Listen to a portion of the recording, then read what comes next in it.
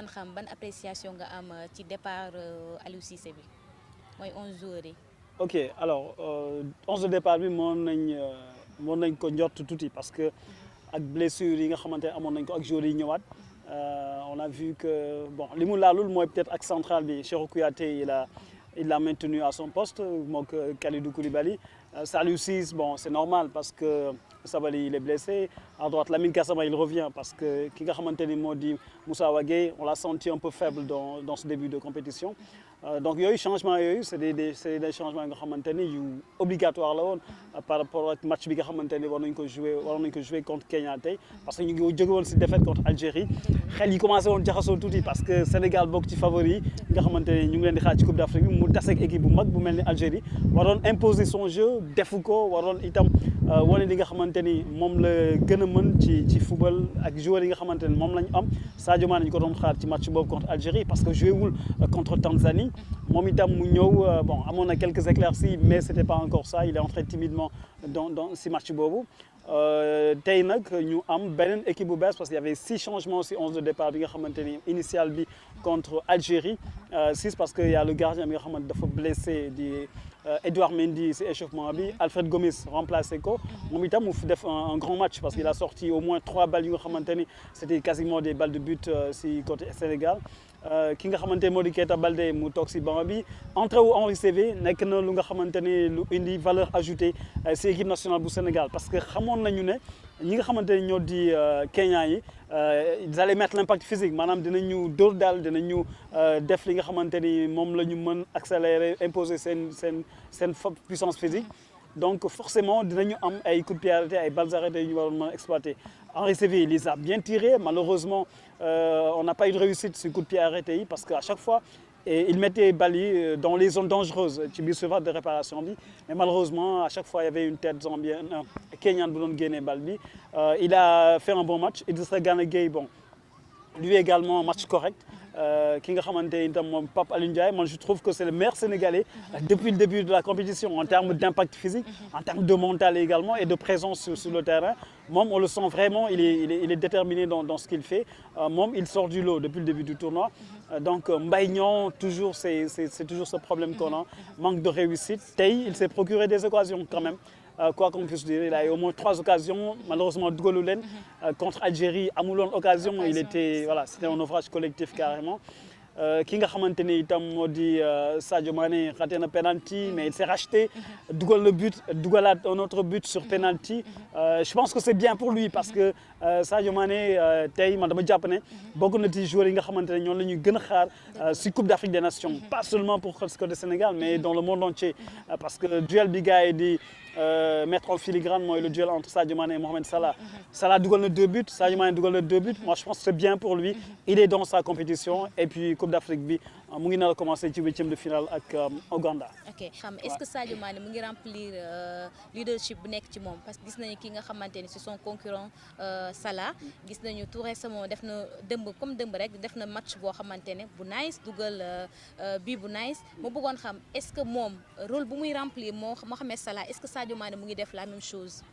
Bon en tout cas en termes de résultats tey jii mën nañu jàpp ne ils sont à égalité ku nekk dugal na 2 buts maintenant sur le plan du jeu li nga xamante ni moom la ñuy reprocher quelque part Sadio Mané mooy li apport bi nga xamante ne war na ko mën a indi ci équipe bi influence bi mu war a am dans le jeu ci jeu bi loolu moo xaw a des maintenant les grands joueurs parfois ñoom ay occasions yu ndaw lañ soxla pour s'illustrer et tout Mohamed Salah match bi compliqué woon na match Égypte bi mais coup franc la teg dóor mu dugg et puis am benn occasion et voilà ak benn but bi mu dugal dans le match précédent Sadio Mané dans un seul match il met 2 buts te mënoon na dugal 3 buts parce que donc dafa raté penalty jàpp naa ne période bi Sadio Mané jël na conscience ne war na jouer un leadership au sein de l'équipe du Sénégal de toutes les façons moom mooy le leader technique du Sénégal moom la ñu am mooy ki nga xamante ni c'est lui qui sort du lot sur le plan offensif donc bu fekkee demee na noonu ki nga xamante ni moo di Sadio Mané pas mal d'individualité donc ñoom ñu ñëw si match bi avec beneen état d'esprit bu nga xamante ni dafa war a nekk état d'esprit de conquérant war a def seen jom seen fulla ak seen fayda ci match bi ngir gagner ko premier mi-temps bi c'était un peu crispé parce que pression bi je sais que dund nañ ko ci premier mi-temps bi mais deuxième mi-temps je pense que Aliou Cissé a eu les mots justes si vestiaire yi pour les galvaniser déjà dans le tunnel bi ñuy génn pour duggaat si terrain bi après la première mi-temps mu ngi doon wax ak joueurs yi ba tey ci tunnel bi avant ñuy dugg si terrain bi donc loolu mu ngi wane quelque part état d'esprit bi nga xamante ni joueurs yi ñëwee nañu ko ci seconde période mu utee lool ak li nga xamante ni football nañu ko en première mi-temps. si deuxième mi-temps bi gis nañu changement am ci diggante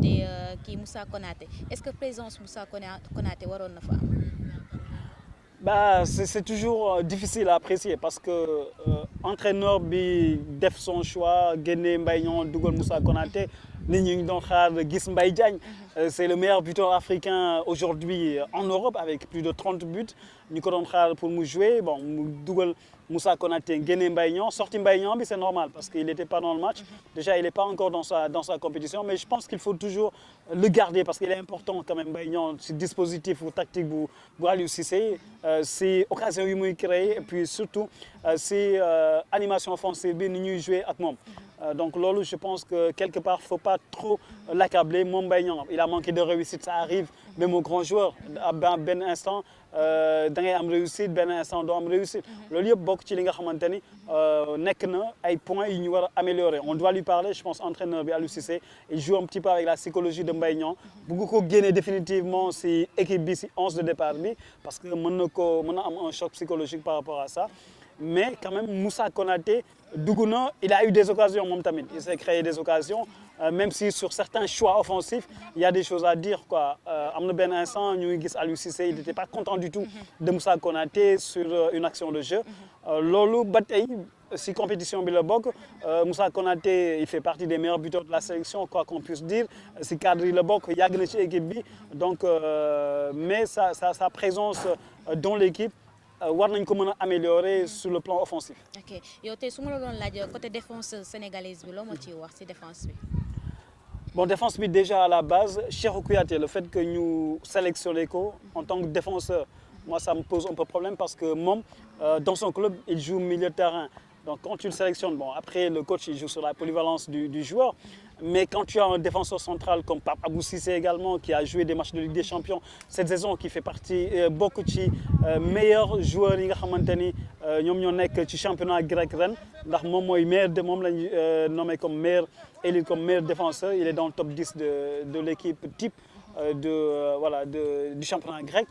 kooku il a l'habitude de jouer des matchs sous tension peut-être jouer gul un match de Coupe d'Afrique mais je pense que war na mën a am chance am si Coupe d'Afrique bi nii man aujourd'hui par exemple je m'attendais personnellement à ce que moom mu nekk titulaire dans le 11 de départ à la place de Cheikhou Kouyaté mais Cheikhou Kouyaté a fait un bon match aujourd'hui quoi qu'on puisse dire il est passé un petit peu à côté de son match face à la Tunisie mais ak match bi nii tey contre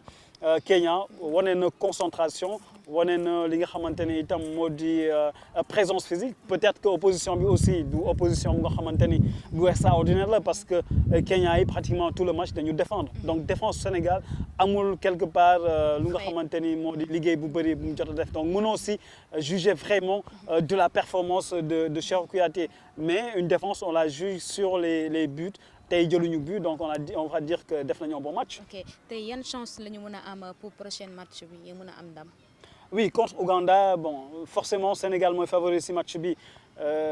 mais attention Ouganda ñu ngi door a commencer door de jouer seen Coupe d'Afrique gis nañu ils sont dans une certaine euphorie te gis nañu Sénégal ne sur le plan physique par exemple parfois dafay am ay difficultés parce que match bi contre Algérie aussi moom mooy révéler ay failles yu bëri côté Sénégal maintenant failles yooyu Aliou Cissé jéem na leen rectifier parce que match bii nii ñu joué contre Kenya li ñu doon xaar coach Kenya bi defu ko parce que moom dafa newoon le Sénégal est faible mentalement il faut dañ leen war a acculer teg leen pression pour gagner leen pour mettre leen à défaut tey coach bi dafa loolu dafa ñëw toog si ay camp défendre il a mis 3 buts devant les buts kenn amul foo jaar mais heureusement avec le génie des joueurs sénégalais en seconde période trouvé nañ faay bi ba dugal but donc loolu yëpp bokk ci jàngat yi nga xamante ne Aliou Cissé war na ko am parce que Ouganda du doon match bu yomb match coupé la da ngay gagné wala nga ñibbi sa kër Ougandais yi xam nañ leen ñoom bëri nañ xadar et tout c'est sûr que ils vont essayer d'asphyxier équipe Sénégal parce que gis nañu ne Kenya dafa toog défendre malgré tout Sénégal gagné na ko donc ñëw góob ne dinañ ñëw défendre di xaar équipe Sénégal dinañ jéem a exercer pressing bi comme ni Algérie défendre mais bu boobaa nag Sénégal war a wane boppam sur le plan physique impact bi ñu wane ne ñoom tamit match bi nga xamante ne joué nañ ko contre Algérie faux pas rek la woon si compétition défaite day am si compétition c'est une forme de championnat la c'est un match à oublier ça fait partie du passé li ma jàpp mooy deuxième mi-temps bi moo waroon nekk match référence pour équipe Sénégal ñu basé aussi sur cette seconde période pour bâtir un autre projet de jeu bu nga xamante ne war nañ ko jouer contre Ouganda ba gagner match bi mais match boobu bu nga xamante ni c'est largement à la portée du Sénégal. ok kon donc am nga yaakaar que prochain match bi ñu am ndam. Oui, bien sûr, naturellement, forcément, si nous gisons les forces en présence côté Sénégal et côté Ouganda, Sénégal, forcément, le Sénégal est devant. Parce que am nañ joueurs yi nga xamante ni tey jii ak match Kenya bi wane nañu ne peut-être déclic am na ci équipe bi ak si joueurs yi ak prise de conscience par rapport ak engagement bi nga xamante ne war nañu ko fubalee parce que sénégalais yi li ñuy reprocher souvent équipe bi surtout après match contre Algérie bi mooy joxewuñu vraiment joxewuñu à 100%. donc loolu dañ ko war a rectifier parce que sooy jouer Coupe d'Afrique c'est bien beau d'avoir le talent et tout mais Coupe d'Afrique pour nga gagner ko il faut que nga am xadar il faut que aussi nga joxe li nga am yëpp que tu joues vraiment avec envie détermination te loolu moom la ñu reproché woon équipe Sénégal bon ak deuxième mi-temps bi contre Kenya xaw nañu wane xar kanam bu dali xel donc yaakaar naa ne ak ni ñu war a jouer contre Ouganda waruñu poser problème par rapport ak ñun suñu statut et déjà respect bi nga xamante ni si yeneen pays africains war nañu ko jox on a une réputation à préserver te contre Ouganda je pense qu'il faut confirmer. ok tey ban message ngay lancer suñu joueurs yi. bon message bi ñu lay lancé mooy ñu xalaat ñi nga xamante ne ñoo toog fii ci Sénégal parce que métti na trop nga toog premier mi-temps bi sénégalais yi ci nen lañ toogoon parce que à tout moment gars yi mënoon nañ am compte dugal te Sénégal suñ ko gagné woon tey scénario catastrophe la dañuy voilà c'est l'élimination directe kenn mënu koon imaginer donc ñu delloo si seen xel ci peuple bi nga xamante ne ñu ngi seen ginnaaw bon lekk ñu naanuñu tey ñu ngi doon supporter équipe bi te itam ñu xalaat aussi kaddu yi nga xamante ni yëkkati woon nañ leen ko jotal nañ leen ko bi ñuy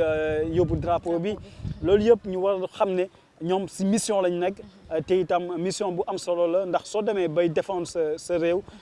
yow da ngay war a joxe sa kenn kàttan nga war a def pour fexe ba ñi nga xamante ne ñoom nga bàyyi ci réew mi ñu mën a fier ci yow donc message boobu laa leen di jox xalaat leen ñi nekk fii Sénégal métti na trop si ñoom xam nga supporter yi métti na trop si supporter sa équipe xam nga muy nekk dans des difficultés te surtout xam nañ Coupe d'Afrique ni mu amee importance ci Sénégal football déjà à la base ni mu amee importance ci sunu réew dafay boole xol yi fédérer les cœurs et les esprits te loolu ñoom war nañ ci bàyyi xel bu baax a baax ba match bi contre Ouganda ñu war a jouer donc en huitième de finale ñu gagné ko largement et puis envoyer un signal fort aux autres équipes wala leen ñun on est le Sénégal dañuy ñëw pour jël coupe bi parce que loolu mooy objectif bi tu vois après quand tu as soo amee ay individualité yoo xamante ni c'est de grands joueurs des top players en Europe soo ñëwee ci compétition mel ni ci Coupe d'Afrique da nga war a ñëw imposer sa domination imposer sa suprématie wan leen ne nous on est vraiment une grande équipe une grande nation et puis gars yi yéen a leen mën quoi franchement par rapport ak yeneen équipe yi y a pas photo donc il suffit ngeen gëm ko et puis voilà da ngeen di gagner match yi nga xamante ne ñoo si des il reste quoi 6 matchs moo des ci plus ak final bi yàlla mën na def xewal au soir du 19 juillet ñu ñëw fii yëpp place de l'Obélisque fête ndam li et puis voilà ñu yëkkati coupe bi amiin jërëjëf merci Adama. trop